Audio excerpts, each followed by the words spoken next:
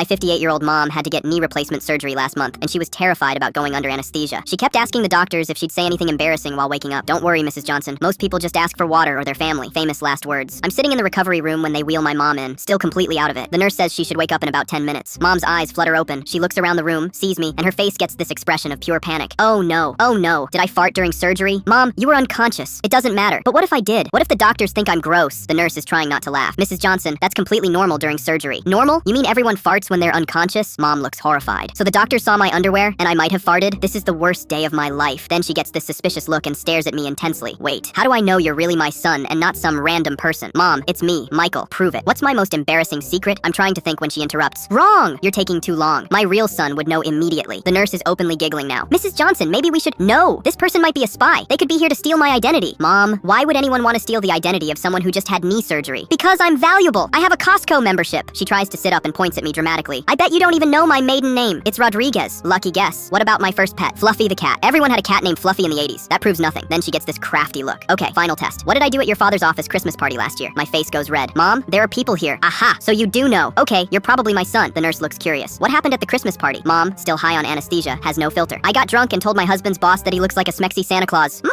And then I asked if I could sit on his lap. The nurse is dying laughing. Oh my goodness. But that's not the worst part. I also told his wife that she's lucky because Santa only comes once a year, but her husband could come whenever she wanted. Mother! The doctor walks in to check on her progress. How are we feeling, Mrs. Johnson? Mom immediately perks up. Doctor, you're very handsome. Are you single? Mom, I'm married to Dad. Remember Dad? Oh right, your father. He's okay, I guess. But doctor, you have very nice hands. The doctor is trying to stay professional. Thank you, Mrs. Johnson. Let me just check your knee. Doctor, can I ask you something personal?